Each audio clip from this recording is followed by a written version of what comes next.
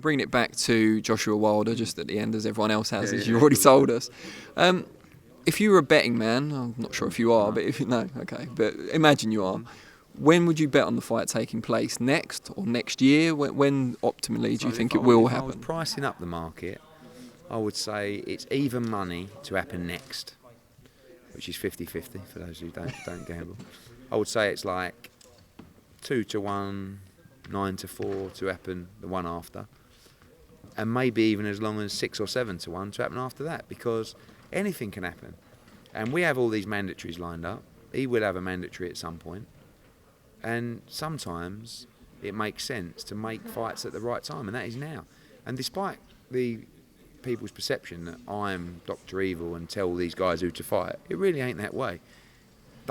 Anthony Joshua is the boss. He's my boss. If he wants to fight someone, I have to make it. He'll have my advice, he'll listen to my advice and the advice of the team. My advice is I think Wilder's the right fight for the next fight. And he wants it. So I have to try and make it. But we're trying to be cooperative. We had obviously an offer come in from Deontay Wilder that sounds like a lot of money that we have to take seriously. We don't know the legitimacy of it, but it's enough money to get our attention, right? So we just need some answers to a few simple questions that will let you know whether we accept the deal in principle and maybe move to a long-form agreement, or whether there's no chance this fight happening at all. Some real simple stuff. I mean, even down to where's it going to be. That really does change our opinion. If it's in England, we may jump at it. If it's in America, we may still take it. Is it in Alabama? You know, but we've built Anthony Joshua, and he's worked so hard to get to a position to become a 3-belt world champion. It's not just a case of, oh, come on, give me that money, and like, I don't care anything about the fight, just we'll be there. Just call me and let me know where we got to be. We're not a journeyman. We're not like a faded world champion. So we have to make sure his rights are protected, and those rights are commercial rights, his interests. And if we're going to gamble in a fight like this, because it is a gamble for both guys, things have got to be right. That's all. And just make sure that it's a fair cop and that he gets the respect for the draw that he is in this fight. Not looking to be difficult. You know, it's not 40 questions we need to know the answer to. It's just some simple stuff to let you know whether there's any chance of this happening at all under that kind of format. And in terms of timescale, I'm not talking about putting time limits on offers specifically, but if this doesn't happen, people have talked about it being Joshua against Jarrell Miller in the US, perhaps in August, and you'll need time to make that fight, promote that fight, market that fight.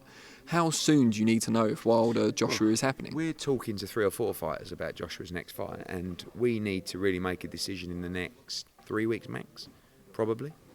You know, he's ready to almost start training again. If it's a Wilder fight, the time frame becomes a little bit less important, because you certainly won't have 2 fights in 2018. And even if it's October, November, so be it. But again, that's another question we've got. When? But that needs to be decided in the next 3 weeks, because if it's not Wilder... Oh yeah, we need to move. But he needs to move. Everybody needs to move. You know, Dominic Brazil says he's been told he's fighting Wilder in August. Right? So... Then Jarrell Miller may say he's been told he's fighting Joshua. Not told, confirmed, but there's a chance. Yeah. That's all with Jarrell Miller. There's a chance. He's done well on Saturday night. If we're going to go to America for Joshua's debut and do it in the Barclays Centre, kind of makes sense to fight the big mouth geezer from Brooklyn. And is that kind of a strategic move as well, that you're going into a venue where Deontay Wilder did good numbers in his last fight, kind of statement of intent? Well, he sold half the arena or a little bit more. I believe we'd sell the entire arena. It's not really about that, comparing us to Deontay Wilder, but it is about growing our brand in America. Because the truth is, Wilder-Joshua can be so much bigger than it will be if it happens next. But we live in a world where fans don't want a fight to be built. You know, fighters get goaded. Now Joshua, he wants it. Wilder wants it. So we've got mandatories coming up. Anything can get in the way. But this fight, you know, I talked before, is this fight, people talk about $100 million fight and stuff like that. It could easily be. Just if it happens next, I'm not sure it will be. And I certainly wouldn't want to put my money behind that number. Maybe they do want to. Maybe they see something I don't, which is fine, as long as the terms are right, the money's secure, no problem. How important to the financial success of the fight is that all the belts are on the line? How big an element is that? That's the selling point, isn't it? I mean, listen, the truth is even if it wasn't, if there was no belts, it's still an incredible fight. But it's the first ever, I believe, 4-belt undisputed heavyweight world championship in history. So that's a big selling point, And, you know, you talk about US pay-per-view buys, that's the cruncher here. Because both guys are unproven in the US pay-per-view market. We know this fight in England breaks all records. Doesn't matter what time it's on. Even if it's on at 5 o'clock in the morning, this breaks all records on pay-per-view. So it's more about what does it do in the US. Now, a couple of months ago, people were saying 300,000. Now people are saying 500,000, 600,000. What are you saying? I'm saying 500,000. That's my budget number for a US pay-per-view fight, if I'm doing the numbers. Now, they're probably gambling on $1 million. I don't know. I mean, it's not my market. Very few people in that market have done $1 million in recent times. Canelo was about it, and Floyd. So you look at great fights like Ward Kovalev does 150,000. Jacobs against Golovkin, really good fight, 200,000. So there's no model that shows you this, but we do know it's a heavyweight fight between two undefeated fighters. But both guys that haven't really been built in the US yet. Someone was saying, yeah, but Canelo Golovkin did at 1.2.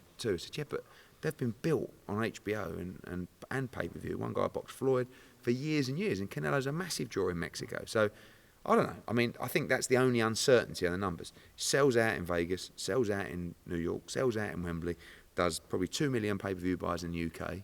The only variable is the US pay-per-view, and that is what they are gambling on. They're also gambling on the fact that we get Joshua in our backyard, right?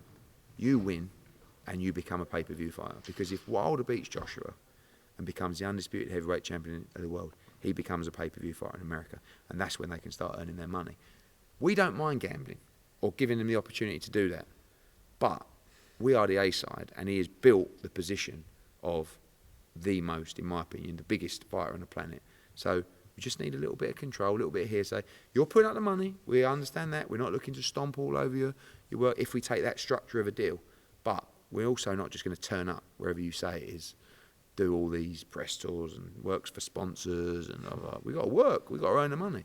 But also, we've got to protect Anthony's rights.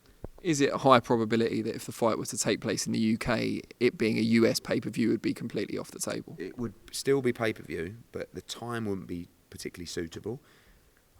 They'd want us to go 3 or 4 in the morning, which we wouldn't do. So therefore, it would be 6 or 7 p.m., which wouldn't do good numbers on pay-per-view. My offer to them was based on a UK fight. Okay, there's another 5-10 million to be made in a US fight. So, and you could probably get Wilder cheaper if you give him a US fight rather than asking him to come to the UK, as you would with Anthony. Like I said, the offer, if in UK, would be very difficult for us to turn down. Eddie Hearn, thanks for your time. No worries. Cheers.